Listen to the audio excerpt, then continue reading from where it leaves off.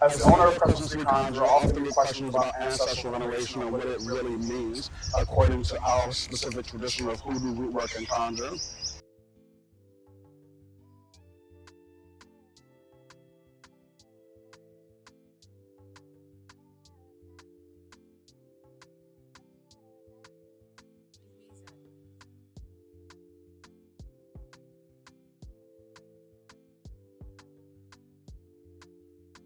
Ancestral veneration is just not about the past, it's about the present and the future. You are a continuation of the work that your ancestors have began. And before I do any readings or any type of work, either for clients or for myself, I always start with a prayer for my ancestors, those who are the foundation on which I stand, those who sacrificed blood, sweat, and tears for my very existence. I am calling you. Our ancestors comprise a lot of who we are: the color of our skin, the texture of our hair, types of foods that we may like, some of the dispositions that we may carry. So our ancestors are us, and we are our ancestors. And eventually, at some point, we're going to be the ancestors of somebody along the way. It's really about healing traumas in your bloodline. It's really about working on yourself, working on your ancestors is working on yourself. Uplifting your ancestors is uplifting aspects of yourself. Our ancestors also provide great power. They're working on the other side while we're working on this one. So while you are venerating your grandmother, your grandfather, so on and so forth, they're reaching back to your great grandparents and further into your timeline. We have our new ancestors and we have our old ancestors. Our new ancestors are those whose names we remember, those whose obituaries we may have, funerals we may have gone to, those who know us. And then we have our older ancestors, those who don't know, those whose names we can't remember. And they help us with different aspects of life. Our newer ancestors are knowledgeable about bills and relationships, modern day relationships, responsibilities, and children. Our older ancestors are more about survival, follow through, war, food, sustenance for the family, things like that. So when we go a little further back, our very survival as human beings, we're usually talking about older ancestors. When we need to pay bills or we need to deal with disputes within the family, we're normally talking about grandma, great grandma, granddad, great granddad. Our ancestors are venerated at our ancestor altar. So when it comes to the practice of hoodoo root work and conjure, we have an ancestor altar. Our ancestor altar acts as a doorway to our ancestors. Our ancestors are not at our ancestor altar. The true ancestor altar is in your blood, is in your DNA, in our DNA. But the ancestor altar acts as an external representation of an internal process of understanding ourselves. We're using the ancestor altar as a mirror or a reflect. We're looking outwardly to look inwardly. Our ancestor altar is comprised of a lot of different things. A lot of those tools like water, cigar, tobacco, the Bible, that's one of the most powerful conjure books, or the most powerful conjure book.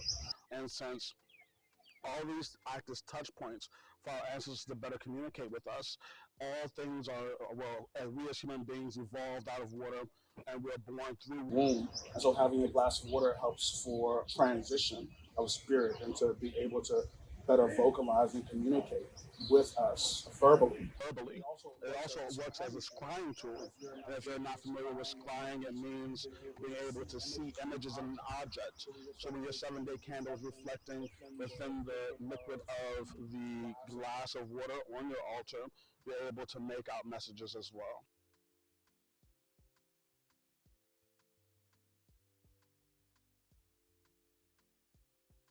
Right now, we're in Washington Square Park in New Orleans, Louisiana. And what I want you to do is notice all the beautiful trees around you. Just notice all the greenery. The beautiful thing about ancestor altars is that your living room or your bedroom or wherever your ancestor altar isn't the only place that an ancestor altar can exist. Ancestor altars exist in nature, and I think the closest thing to them in nature are trees. Trees have a built in timeline, right? It starts as a seed.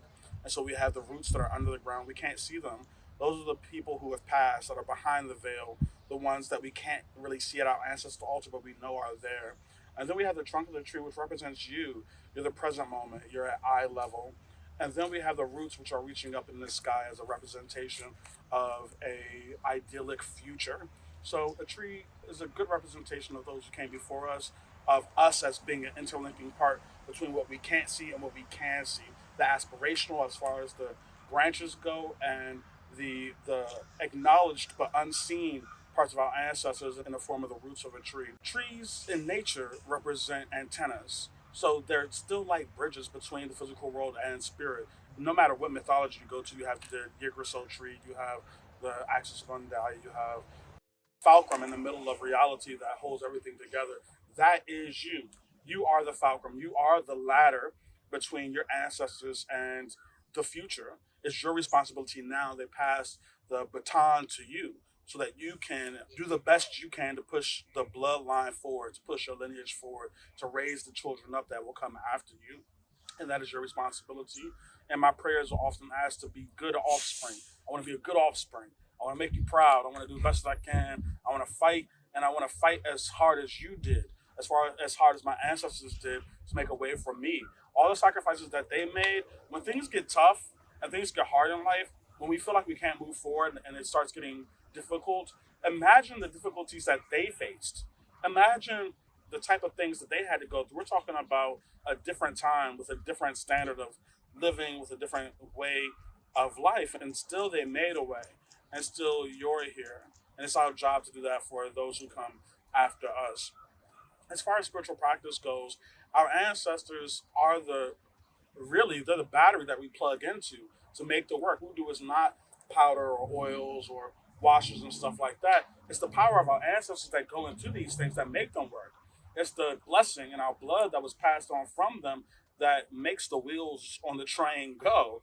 And so we give them all of our thanks of veneration and honor because they are the very reason why we're here. They're the very reason why we can find blessings in the world. We thank higher beings like God and whatnot, but God don't know nothing about bills. I'll say God don't know nothing about bills. Our ancestors know about bills. They can make that turn around real quick. I always say, talk to spirits that are closer to earth.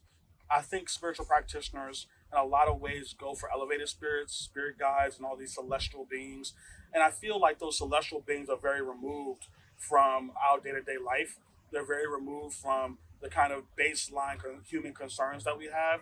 And while they are positive spirits, they don't they're not really invested in your landlord situation. Your ancestors are though, because that's something that they've fought for in life to keep a roof over your head, and so you can call on them to turn the heart of a landlord. This is how they work in magic. And before in the previous section, we talked about young ancestors and old ancestors. So when it comes to really immediate things, we'll call them our young ancestors.